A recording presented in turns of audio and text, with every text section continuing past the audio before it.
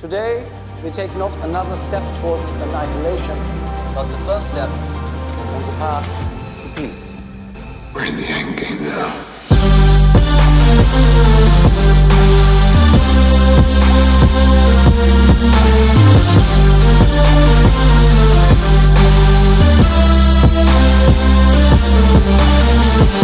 What do we do, Cap? We fight.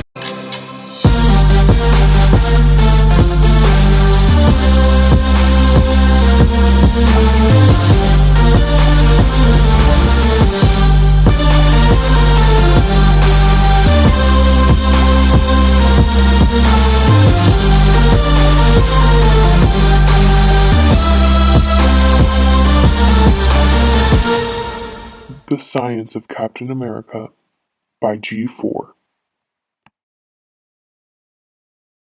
In his youth, Steve struggled with his small build and asthma. Asthma is caused by a restriction of the airway, which restricts oxygen intake, affecting cellular respiration. Cellular respiration is what cells do to convert sugar into ATP, which is energy. This lack of energy caused his body to be weaker. To remedy this, Captain America is given the Super Soldier Serum. Another thing Captain America uses every time he goes into battle is his iconic shield. She sure is a beauty. Weighing in at 50% less material used in traditional shields and medals, Captain America's shield is for sure light and easy to use, which is important for all of his battles. This shield is mainly made out of vibranium, steel, and other important metals. Iron is also included in the production of the shield, however, it's a subchemical, meaning it's not really present in many of the reactions. Shields today are made out of many different types of materials, however, Captain America's shield is said to be made out of mainly those three. Present-day shields are made out of the following chemicals. All of these chemicals sure give Captain America a boost, or should I say, a bang.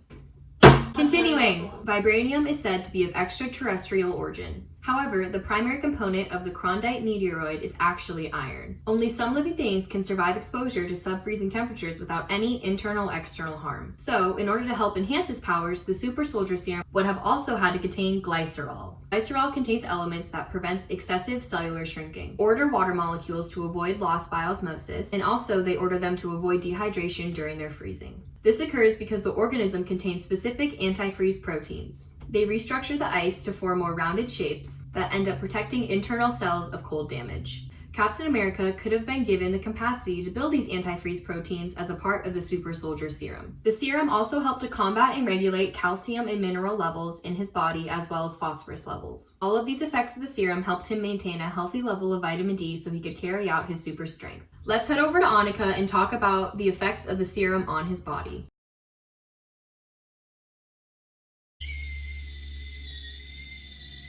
Hi!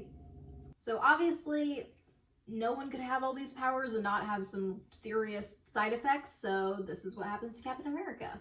With his super speed, he would probably have some pretty bad friction burns from just about everything he touches, including the ground. He would need super reflexes anyways to stop, because if he doesn't, he has the risk of running into or off of the face of the earth. And as a result of his super strength, he has inhumanly developed muscle mass.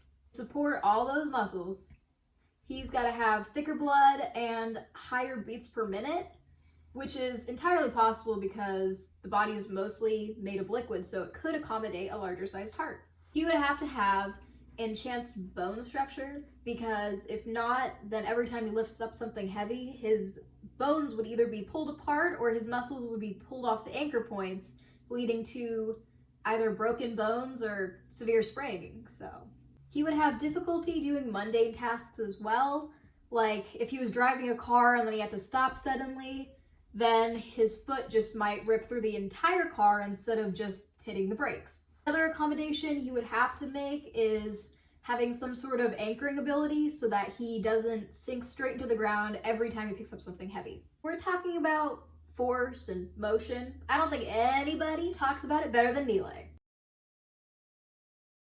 Alright, now let's talk about the physical properties behind the shield. The shield is known to be able to absorb any amount of kinetic energy due to it being made of vibranium. Let's talk about the collisions. So when Captain America throws his shield at the wall, it should theoretically make a perfectly elastic collision because the energy is conserved. Keeping this in mind, if the energy is conserved in the collision, then that would mean that angle of incidence, which is the angle where the shield hits the wall, would be the same as the angle of reflection, which is the angle when the shield reflects off of the wall. If we think about the practical application of this, Captain America should be able to predict where his shield is going, since he knows that the angle of incidence and the angle of reflection are the same. Therefore, he can effectively map out a path and figure out the end point of the shield, effectively allowing him to get his shield back to him. Here's the physics thermodynamics concept that should theoretically occur, but does not actually occur in the movies. So I'm gonna prove that if Captain America's shield hit you, it should theoretically freeze your body. The concept behind this is the equipartition of energy. So if we assume that the human body, since it's made of 70% of water, let's just round it up to 100 for the purpose of this explanation. Each molecule of water has something called 9 degrees of freedom. Degrees of freedom are essentially how much a molecule can move around. Vibrational degrees of freedom are a type of degree of freedom, and that's what Captain America's shield would absorb, since vibranium can absorb any amount of vibrational energy. So the formula for the amount of energy in each degree of freedom is 1/2 kT. K is a constant. T is the temperature. 1/2 is simply part of the formula that was derived to explain this concept. As I discussed earlier, the vibrational energy in a degree of freedom would be drained if Captain America's shield hit somebody's body.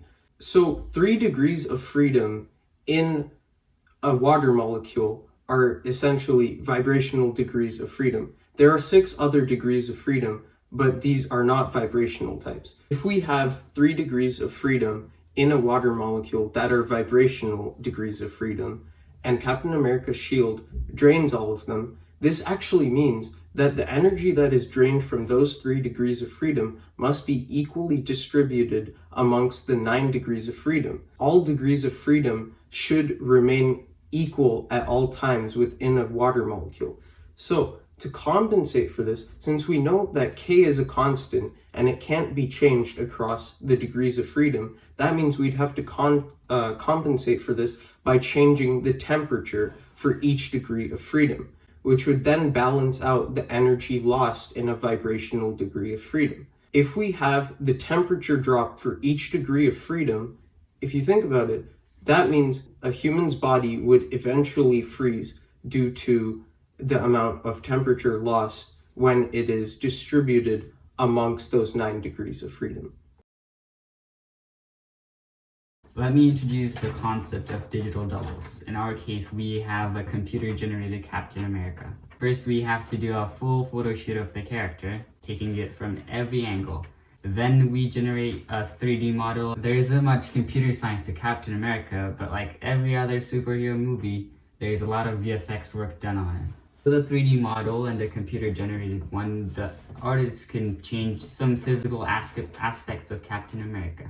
And with that, they can make new versions of Captain America that doesn't require the actor to physically change. And this is how they were able to make him super small and skinny before he was injected with the super serum. And from there, they used a concept called digital head replacement.